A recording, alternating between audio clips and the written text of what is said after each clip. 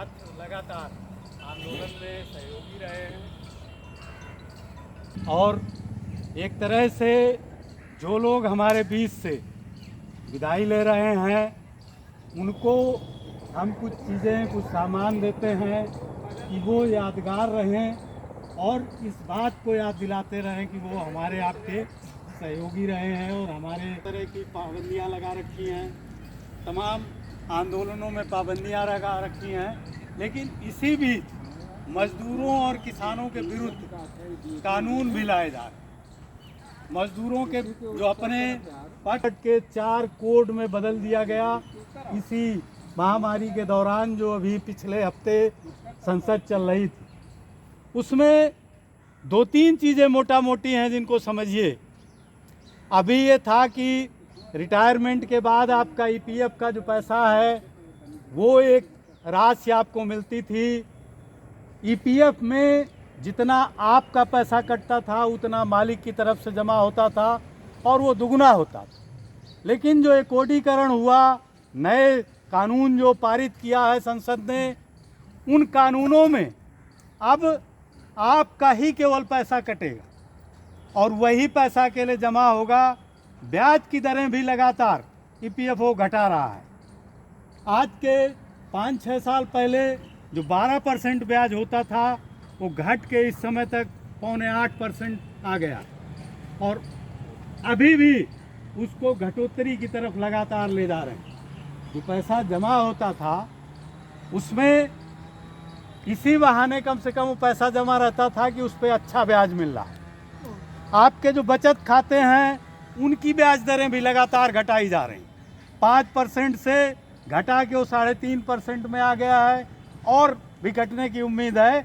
और यही स्थितियां रहीं और हमारे मोदी जी रहे अगर और आगे, तो आपको अपने जमा पैसे पे ब्याज मिलने के बजाय आपको उसको पैसा देना पड़ेगा उसके रख रखाव के लिए।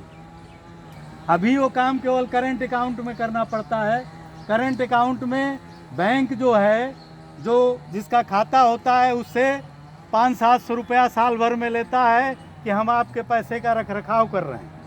उसी तरह बचत खातों में भी वो चीज़ें होने जा रही हैं। और ईपीएफ का पैसा अब कह रहे हैं कि जो लाभकारी जगहें थी वहाँ लगाने के बजाय वो शेयर मार्केट में लगेगा और शेयर मार्केट अगर ध्वस्त हो जाएगा तो आपका पैसा भी बट्टे खाते में चला जाएगा, उसकी कोई गारंटी नहीं हो। इसके अलावा जो ईएसआई थी आपकी, ईएसआई में थोड़ा पैसा आपका कटता था, 20% और 80% का जो रेशियो था उसको भी ख़त्म करके अब 100% ईपीएफ में वो ईएसआई में आप ही का पैसा जाएगा और इलाज के लिए कार्ड इशू करेंगे और उनकी कीमत फिक्स होगी।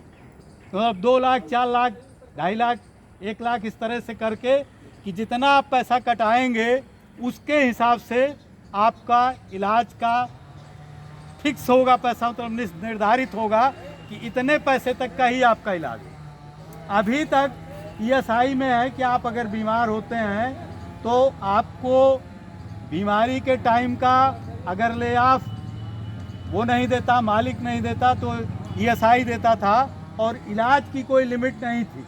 10 लाख, 20 लाख, 50 लाख जो भी आपके इलाज में लगेगा वो सारा का सारा पैसा ईएसआई देता था। लेकिन ये जो नया कोडीकरण हुआ इसमें उसको ख़त्म करके ये नया कानून आ रहा है जिसमें फिक्स होगा कि आप 100 रुपया कटाएंगे तो 1 लाख का इलाज होगा, 200 रुपया कटाएंगे तो 2 लाख का होगा। इस तरह से मैं ये उदाहरण दे रहा हूँ। अभी वो कोडीकरण हो के फिक्स हो के जब उसका जियो वगैरह आ जाएगा तो वो पूरा स्पष्ट होगा कि क्या क्या उसको लेके आ रहे हैं, कितना कटौती पे कितना होगा। पेंशन वाले में आप लोग देख ही रहे हैं कि लगातार ईपीएफ वाले उसमें पेंशन को लेके लगातार आंदोलन चल रहे हैं, लेकिन अभी भी सरकार उसको 3,000 के ऊपर बढ़ाने को तैयार नहीं है। जबकि हम लोगों की केंद्रीय ट्रेड यूनियनों की मांग है केंद्र सरकार से लगातार कि इसको कम से कम 10,000 महीना किया जाए। आज की पोजीशन में इससे नीचे में लोगों के खर्च चलने की स्थितियां नहीं है।